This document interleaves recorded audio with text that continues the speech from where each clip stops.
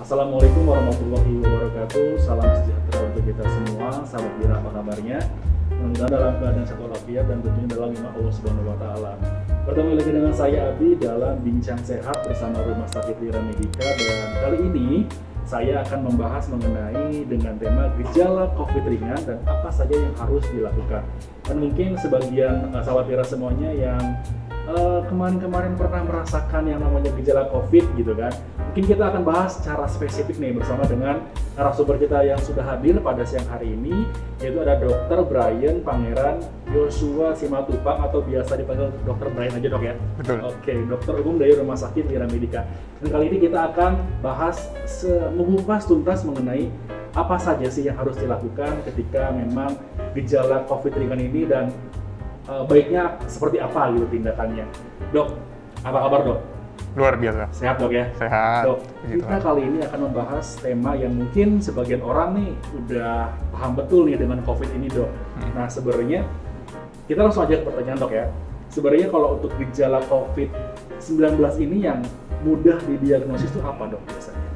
Oke, mengenai gejala dari COVID ya, seperti yang sudah diinformasikan oleh pemerintah melalui sosial media gitu ya. Gejala COVID itu kita bagi dalam 3 ya, ada gejala umum seperti demam, sakit kepala, rasa letih lesu, yang mudah capek ya. Terus yang kedua itu ada gejala saluran pernapasan seperti yang paling sering itu adalah batuk, pilek, sakit tenggorokan. Ada juga yang mengalami gangguan penciuman atau gangguan indera penciuman yang kita bilang anosmia. Ya. Di luar itu yang mengarah ke berat ini gejala pernapasan adalah sesak nafas. Ya, terus kemudian gejala ketiga ini adalah di luar gejala umum sama gejala saluran nafas seperti misalkan diare, gangguan pencernaan seperti itu. Nah, untuk penegakan diagnosisnya sendiri kita sebenarnya nggak bisa bilang mudah didiagnosa atau enggak. Kenapa? Karena untuk pendiagnosaan COVID sendiri harus melalui modalitas pemeriksaan penunjang dari pemeriksaan darah ya. Untuk beberapa pasien dengan infeksi pernapasan berat disertai sesak biasanya perlu ronsen dada, dan yang paling penting adalah pemeriksaan PCR. Nah, cuma kan PCR ini kadang lama ya, butuh waktu 1-3 hari. Jadi untuk menanggulanginya kita lakukan pemeriksaan cepat dulu, yaitu rapid antigen. Jadi memang untuk prosesnya sendiri tidak bisa.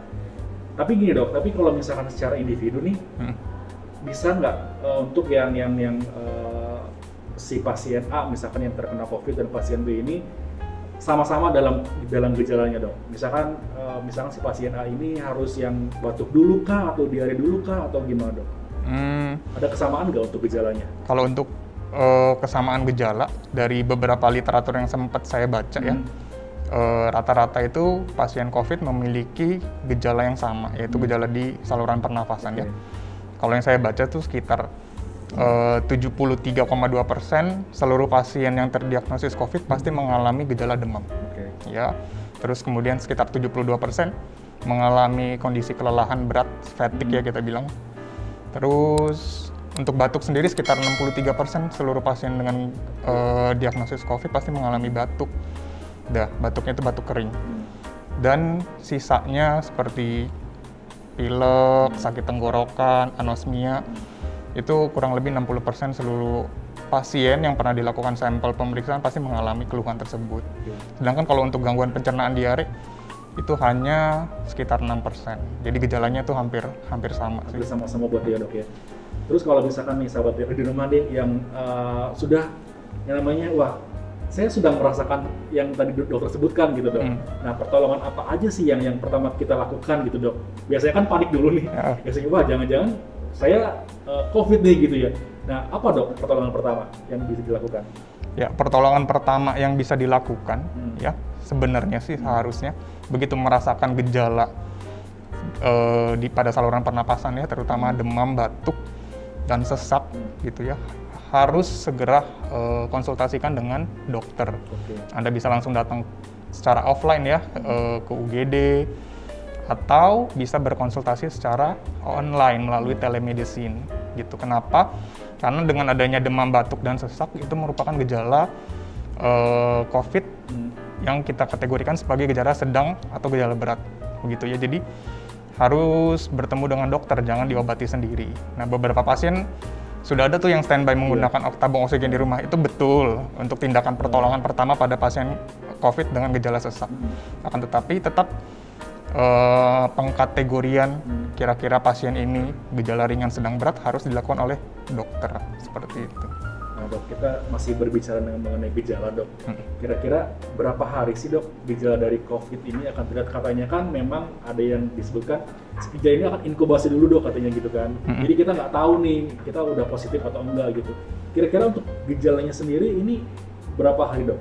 Untuk terlihatnya ini bahwa ini COVID gitu. Ya.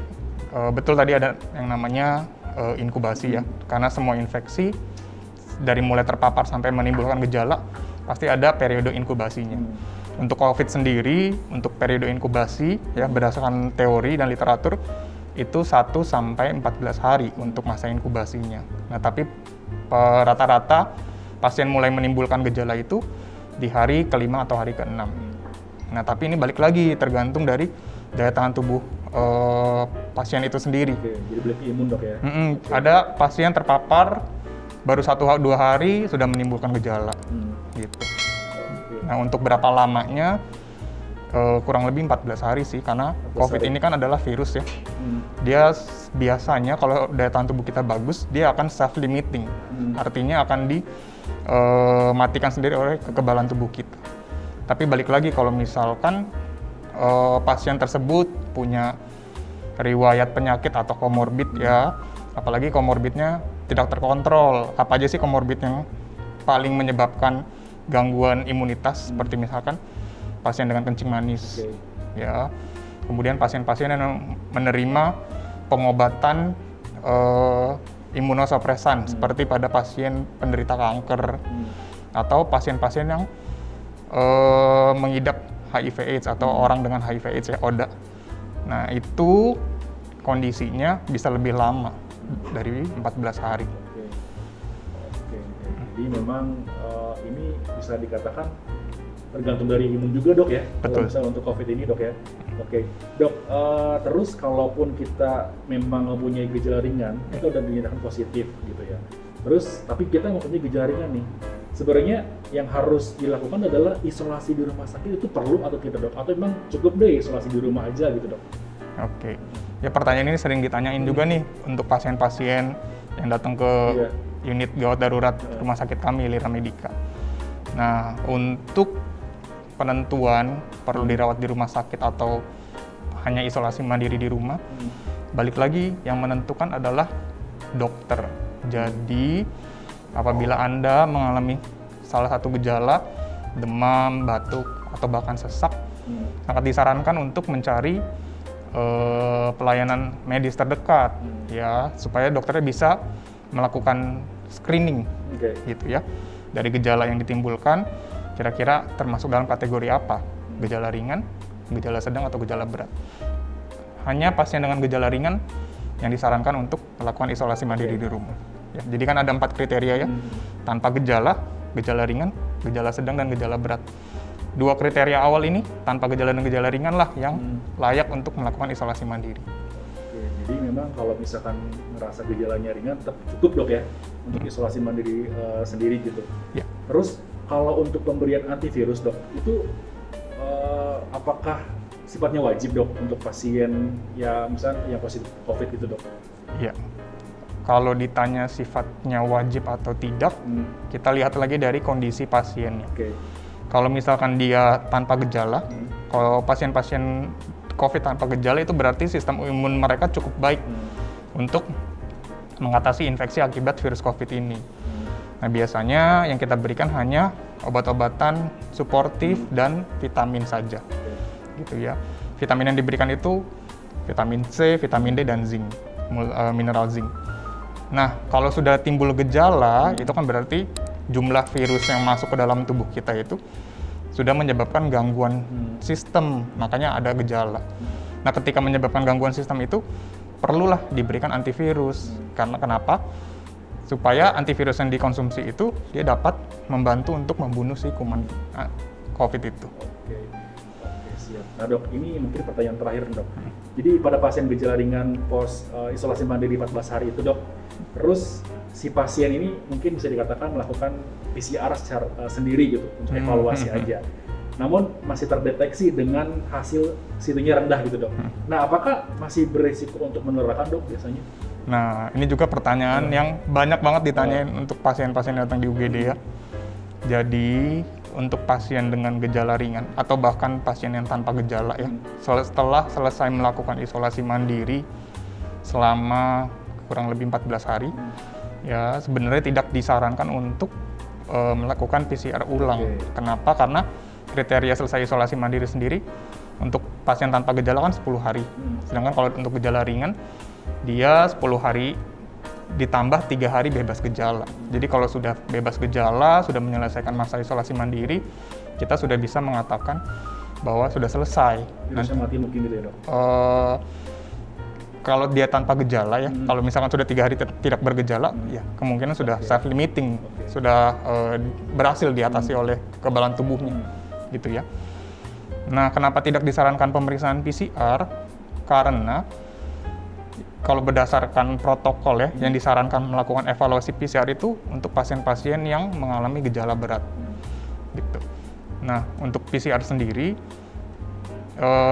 dia ini masih dapat kemungkinan terdeteksi, ya bahkan sampai 3 bulan setelah pasiennya dinyatakan sembuh dari COVID.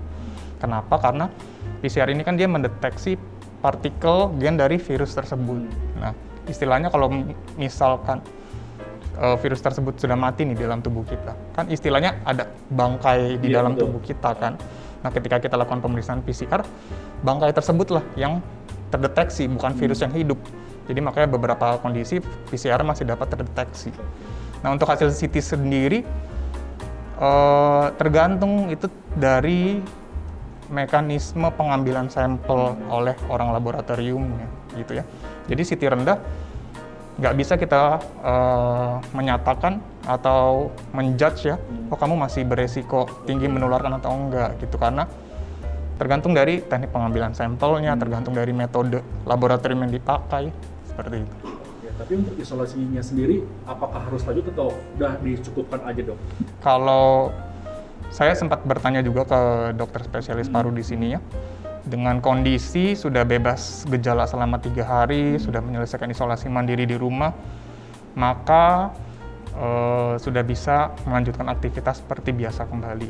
Ya, tapi kalau misalkan masih ada gejala dan hasil PCR-nya masih positif, misalkan orang tersebut melakukan pemeriksaan PCR ya, ya berarti tetap harus melanjutkan isolasi sampai 3 hari bebas gejala.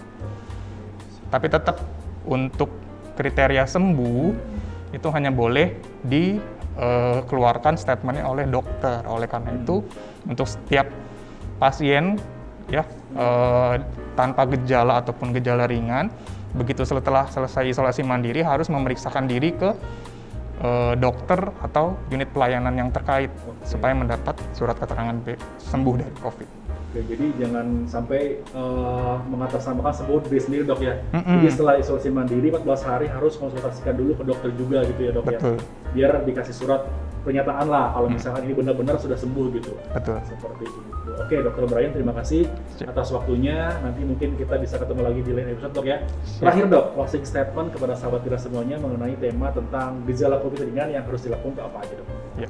Mengenai kasus COVID ini, ya seperti kita tahu kan COVID virusnya selama 1,5 tahun terakhir ini terus bermutasi. Ya, kita juga sebagai orang penduduk ya, di sini juga harus ikutan bermutasi dalam hal apa? Dalam hal pemikiran. Apa tuh dok maksudnya dalam hal pemikiran? Yang pertama, kita harus belajar untuk nggak percaya sama hoax-hoax yang disebarkan oleh beberapa orang yang seringnya melalui WhatsApp group atau sosial media. Belajar untuk cross-check atau klarifikasi mengenai kebenaran data tersebut. Terus yang kedua, tetap patuhi protokol kesehatan. Ya, tetap gunakan masker, bahkan dalam beberapa literatur terbaru disarankan untuk upgrade masker kita menjadi double masker. Ya, hindari kondisi-kondisi kerumunan, terutama momen-momen lengah kita yang menyebabkan kita membuka masker. Kemudian juga tetap cuci tangan, baik itu menggunakan sabun dan hand rub. Terus kemudian jaga jarak aman ya, 1-2 meter. Dan yang paling penting adalah seperti program pemerintah yang sekarang sedang digalakkan. Jangan lupa sekali untuk ikut berpartisipasi dalam vaksin COVID tersebut. Itu dok, cukup dok. Dr. Brian, terima kasih atas waktunya. Untuk sahabat Vira semuanya, itu tadi pembahasan mengenai gejala COVID ringan yang harus dilakukan apa saja bersama dengan Dr. Brian. Jadi untuk sahabat Vira semuanya yang ingin bertanya, boleh langsung tulis di kolom komentar, nanti kita akan bahas bersama Dr. Brian di sesi selanjutnya. Dan untuk sahabat Vira semuanya yang belum download aplikasi Rumah Sakit Wira Medica, segera download aplikasi Rumah Sakit Wira Medica. Karena selain bisa appointment secara online, aplikasi Rumah Sakit Wira Medica juga sudah bekerja sama dengan merchant-merchant pilihan spesial untuk pasien Rumah Sakit Wira Medica. Oke, akhir kata saya Abi beserta Dr. Brian pamit undur diri. Sampai jumpa di bincang selanjutnya.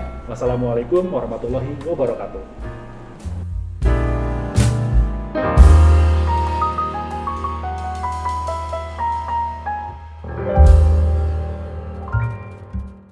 Ini cara daftar berobat online Rumah Sakit Wira Medica. Lihat daftar poliklinik spesialis. Pilih poliklinik, lalu pilih dokter. Contoh, dokter spesialis anak. Lihat jadwal praktek dan klik appointment.